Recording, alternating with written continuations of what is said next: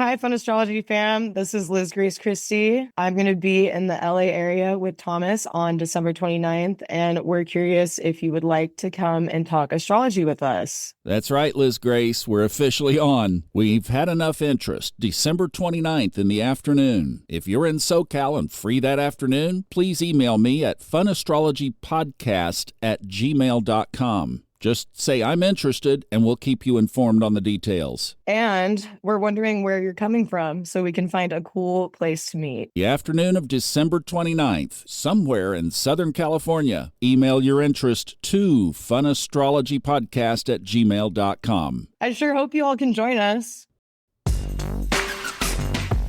Happy TGI-Friday, everybody. It's November 22nd, another day that we will never forget, right? At least I won't. I used to live about 6 blocks from where that happened. Of course, we're talking about the assassination of President John F. Kennedy, and it always brings back memories on this date. I even have memories of when it happened. I was just 4. I remember more of the images of the funeral once it got to Washington, D.C. I don't know if my parents had that much on while it was happening. But boy, I'll tell you, the United States chart has Neptune, the planet of lies and deceptions, up there in the 10th house. And when I learned that from Robert Glasscock, and it put everything that I had learned about the incident from my years in Dallas in context. And I mean, I love this country, and I love the freedom that it has afforded me all of my life to do what I want.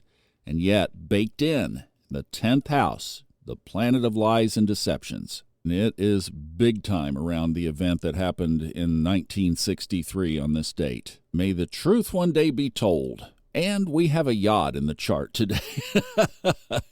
Today's chart is the exact opposite of everything that we saw back in the March and April months when everything was so ganged up, and you remember it was within 90 degrees at one point.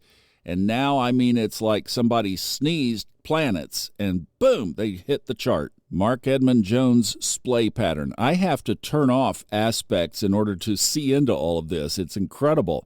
But we do have a yod. Let's start with that. Why not? The moon is at the top, so it's a 2-day thing. And then across the bottom of the witch's hat, sitting across the brow of her head, her forehead, is Pluto on one side and the north node of the moon on the other. So let me give you some activation points. If you have the following, the moon in Leo, or even the moon in the early degrees of Virgo, the first couple of degrees of Virgo, this would apply to you as well. And then just by the cusp of the sign changes, if you have anything in, let's say, the last 3 or 4 degrees of any sign, or the first 2 or 3 degrees of any sign, then you probably are aspecting this in some kind of way. It's a fast mover. It's not going to sit there and bake, so this will come and go. But if you happen to get something crossing your path about your mother, your emotions, a subconscious buried treasure that wants to come up and out and maybe be dealt with that north node, it might be your confidence in stepping up and standing out, feeling like,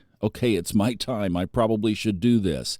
Yeah, maybe today would be a good day to move something forward on that. And whenever Neptune is at the table, we have to acknowledge both sides of the coin. So it's the connection to the home office, it's the spirituality, it's the intuition, it's the deep depths of the subconscious, and it's also the lies and the deceptions and the illusion and the delusion. So see with clear glasses right now. And then, of course, Pluto is power and transformation. Today's chart is one we could spend an hour on, seriously.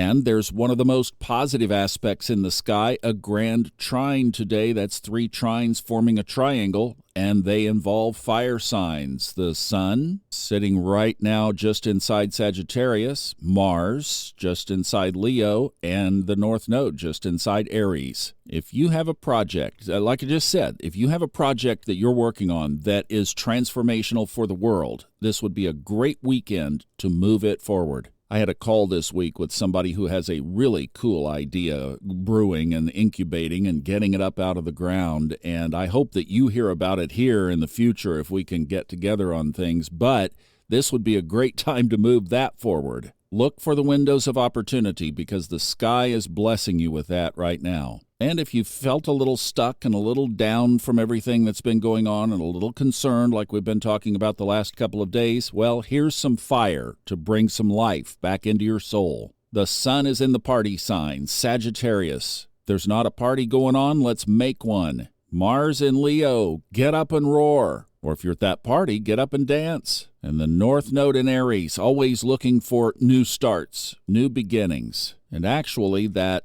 trine between Mars and the North Node is tomorrow's only exact aspect, and it happens at 1:30 in the morning, so really it's a today thing as well. Just mentioned, bundled into that grand trine. So everything we just described about that powerhouse of moving things forward.